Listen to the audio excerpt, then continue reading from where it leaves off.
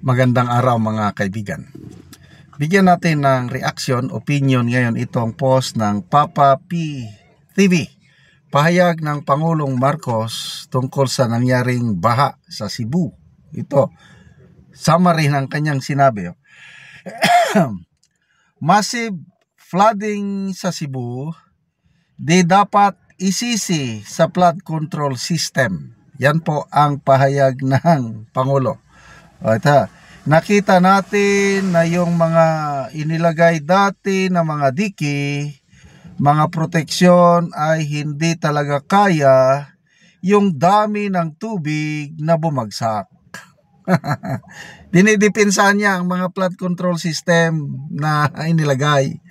Matapos ang kanyang pagbisita sa ilang lugar sa Cebu ngayong Biyernes, November 7, kahapon dahil sa malawak na pinsala na idinulot ng Bagyong Tino, naniniwala si President Ferdinand R. Marcos Jr. na hindi dapat agad na isisi ang malawakang pagbaha sa lalawigan kabilang Cebu City sa mga flood control system na proyekto ng gobyerno. Hugas kamay talaga. Sa panayam ng media, sinabi ni Marcos na hindi kinaya ng mga diki at flood protection system ang matinding buhos ng ulan na naranasan sa lalawigan. Dahilan upang umapaw ang mga ilog at iba pang daluyan ng tubig na natuloy sa pagbaha sa maraming lugar. Sa kabila nito, inatasan niya ang Department of Public Works and Highways at iba pang ahensya ng pamahalaan na madaliin ang relief at rehabilitation work sa mga naapektuhang lugar upang agad na maibalik ang normal na aktibidad ng binagyong komunidad. Kabilang sa mga lugar na kanyang pinuntahan ay ang bayan ng Liloan at siyudad ng Talisay na malubhang naapektuhan ng malawakang pagbaha sa kasagsagan ng Bagyong Tino. Okay, so that's our usual president. Hugas kamay. Ayaw niyang mapahiya siguro kasi ang laking kapalpakan na ng kanyang administrasyon itong flood control na yan. Anong una, pinagmamayabang, 5,500, marami pang iba na ginagawa. Then later on, napak-check ng sunod-sunod na bagyo. Depensa talaga. Pet project niya yan eh. Pinagmayabang pa naman.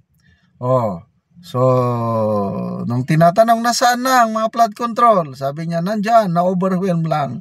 Nandyan, na binangga ng barko. Nandyan, malakas ang hangin. Ngayon, sabi niya, huwag niyo namang isisi sa flood control.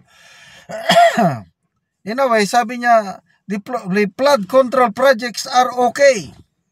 Sobra lang, dami ng tubig na bumuhos. Mr. President, naranasan mo bang nabaha? Naranasan mo bang tumira sa tabi ng ilog na malaki? Pag hindi mo naranasan, huwag kang magsalita ng ganyan dahil you cannot relate. Ako, naranasan ko. Lumaki ako sa isang lugar. Bahay namin, malapit kami sa napakalakas na river, Amburayan River. Every time na bumabaha, talagang lunop, kung sa Bisaya, ang aming kalagayan nung wala pa kaming diki. Naranasan ko po signal number 4, mga pinakalakas na bagyo sa aking younger days sa bayan namin. But then, nung nailagay yung diki, 1970s, nandyan na yung diki. Up to now, buhay pa rin yung diki na inilagay sa aming bayan. So, how many years na? 1970s. So, around 40 years to 50 years. Buhay na buhay. Bakit? Maganda ang pagkagawa ng aming dike. Hindi rason yang lakas ng tubig o whatsoever.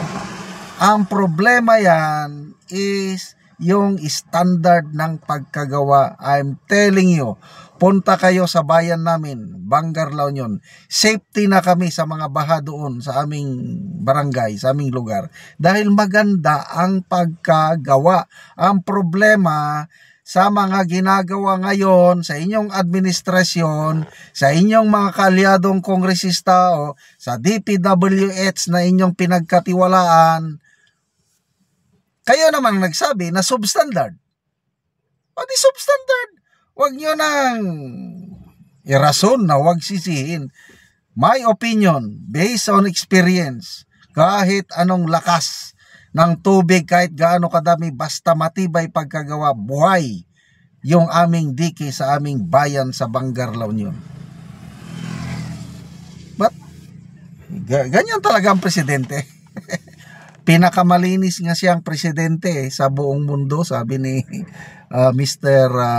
Anjo Inliana, dahil palaging naghuhugas kamay. Cherry Marchan, anong sabi? Maiiwasan po sana ang malalang epekto ng baha kung maayos ang flood control. Michelle Briones, ikaw ang nakaupo, dapat ikaw ang may ginawa, huwag mong isisi sa iba ang kasalanan nyo. Jeb Dikilya, napakalinis talaga si Dayunior.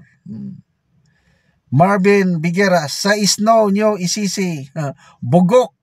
Natawag katuloy nga bugok. Dahil, ano ba? Bay and Ruby, sige. Kay PRRD na po namin isisi kasi dahil sa sinabi niyang mas mabuti pang irason mo nang dahil kay Duterte. Bebang, diba sabi mo ipunin mo yung tubig baha? Hay nako. Na Romel Villanueva, 99% protection o galiing maghugas lagi ng kamay. Yeah, tama. Naghugas ng kamay. Regen Gargotes, wala kang kwenta. Wala na'y usob. Number 1, Maria Maro. Number 1 nga ang sisihin ay flood control. Overflowing ang kaya umabot sa kabahayan-bayan. Alam nilang, huwag na po kayong magdahilan. Hindi namin tatanggapin yan na ayos ang flood control projects. Sobra lang ulan. No way. Palusot nyo yan, hugas kamay talaga. Salamat mga kaibigan sa inyong pagsubaybay sa ating channel. Nakakatulong kayo ng maigi sa tribong Talandig ng Bukidnon dahil ang income natin sa channel na ito pantulong po sa tribo. Namimigay tayo ng libreng yero at pako para makapagpatayo ang tribo ng maayos na tirahan. Panoorin nyo ang video na ito. Ug karon mo nini ang matagaan og yero. Salamat kayo sa paghatag sa sin. So muna ni ang atop nga nata na gyud kung maulan, so maulanan na gyud siya.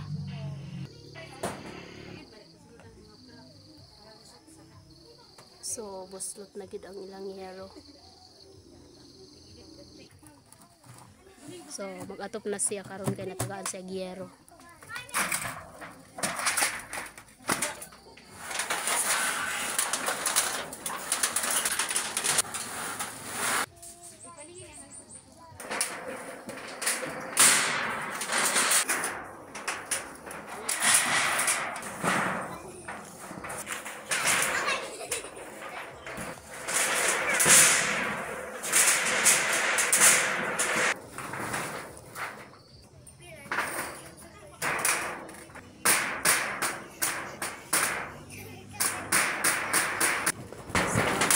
Nagyud og atop og napulihan na ang ilang yero.